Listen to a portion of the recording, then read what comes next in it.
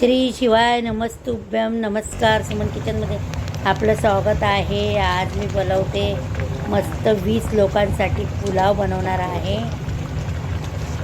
छान अगदी सुटसुटीत सर्व भाज्या घालून पुलाव बनवणार आहे. आमच्या इथे एक मला ऑर्डर भेटली आहे पुलावची. लग्नावरून सकाळी लग्नाला गेलेले मंडळी घरी आले, त्यांच्यासाठी पुलावची मला ऑर्डर मिळाली आहे. तर हा बघा, मी 2 किलो तांदळाचा पुलाव बनवला आहे. 2 किलो तांदळासाठी मी 2 किलो भाज्या वापरल्या आहे त्याच्यात. तर चला, तर आता एक मी मोठं पातेलं ठेवलं आहे आणि त्यामध्ये मी आता फोडणीसाठी एक पाव किलो इतकं तेल घालणार आहे. तुम्ही थोडं जास्तही घालू शकता. 300 ग्राम तेल घालायचं, त्याच्यापेक्षा जास्त नाही घालायचं. बरोबर तो प्रमाण बरोबर आहे. त्यामध्ये मी 4 ते 5 कांदे घातले आहेत, लांब चिरून. कांदे परतून घ्यायचे, अगदी जरा ब्राऊन रंगाचे होईपर्यंत कांदे परतायचे. कांदा परतत आलेला आहे, त्यामध्ये आलं लसूणची पेस्ट घालते. पेस्ट घालून घेतली आहे. आता पेस्ट घालून झाले की आपल्याला तेही चांगली परतून घ्यायची.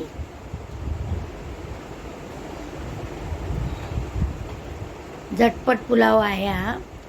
आता तेही परतून घेते मी छानपैकी. सगळं योग्य प्रमाणात वस्तू घातला तर पुलाव गिज्जा वगैरे काही होत नाही.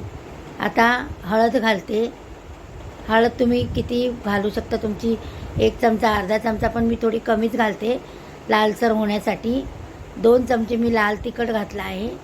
पुलाव खायला जरा लहान मुलं पण असतील म्हणून मी जास्त तिखट करत नाही.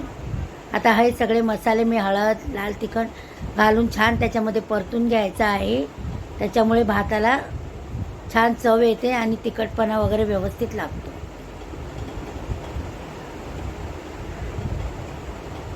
आता टॅमॅटो घालते मी. एक 4 ते 5 टॅमॅटो घेतलेत मी चिरून, ते त्याच्यामध्ये घालून घेते. ते पण छान परतून घेणार. आता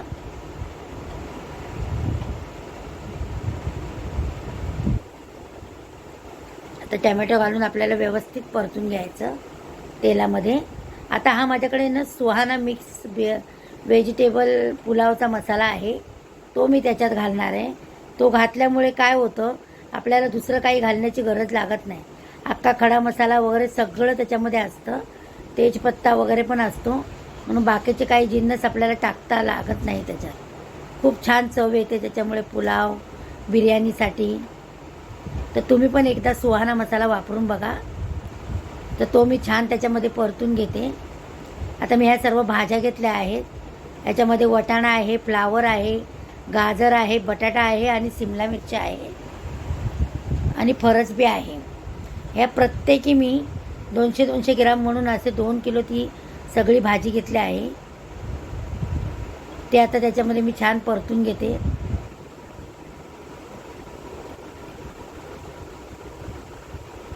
चांगलं तेलात परतून झालं की आपलं जेवढं तांदूळ आहेत, हे मीठ घालते मी. चवीनुसार मीठ घालणार आहे. आता आपण जितके तांदूळ घेतले आहेत तितके आपल्याला डबल पाणी घ्यायचं आहे. तांदूळ मी जवळजवळ 1 तासभर मी भिजत ठेवला होता. आता आपल्याला जितकं तांदूळ आहे त्याचे डबल पाणी घेणार आहे मी. ह्या पातेले मोजून माझ्याकडे 2 पातेली तांदूळ होते, तर मी 4 पातेली पाणी घातलं आहे.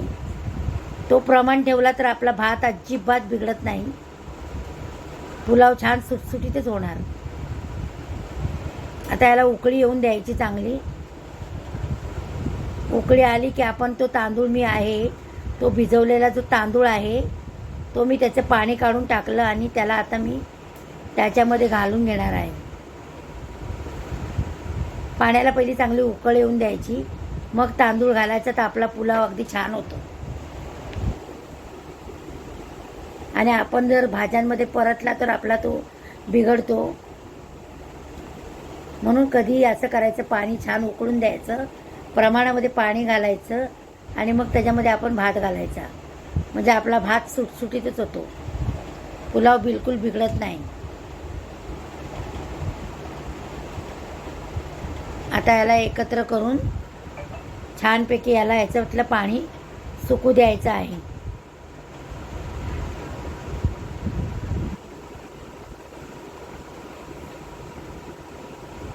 मीठ मी 1 किलो तांदळाला 3 छोटे चमचे मीठ घालते. आता हे 2 किलो तांदूळ असल्यामुळे मी 6 चमचे मीठ घातले. त्याचा छान रंग पण आला आहे बघा पुलावला. आता थोडे झाकण ठेवून याचं पाणी थोडंसं आता सुकत आलेलं आहे. त्याला सारखं सारखं ढवळायचं नाही, तांदूळ तुटू शकतो आपला.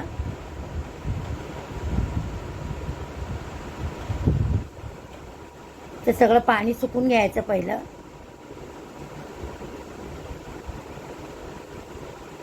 नंतर त्याला झाकण ठेवून वाफ येऊन द्यायची चांगली.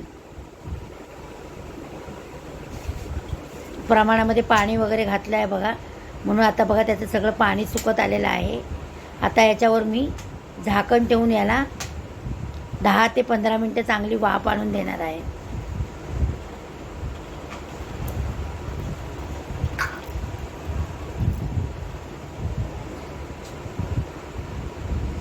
त्या याच्यावर झाकण ठेवते आणि याला 10 ते 15 मिनटं अगदी छान वाफ येऊन द्यायची आहे.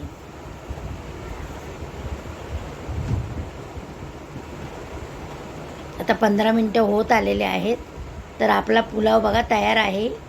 चांगली वाफ आलेली आहे आणि सुटसुटीत झाला आहे अगदी. त्याच्यामधल्या भाज्या पण चांगल्या शिजल्या आहेत. मी तुम्हाला एक बटाटा तोडून दाखवते त्यातला.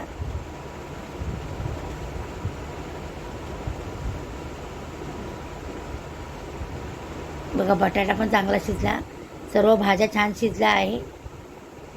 तर आपला पुलाव तयार आहे मस्त.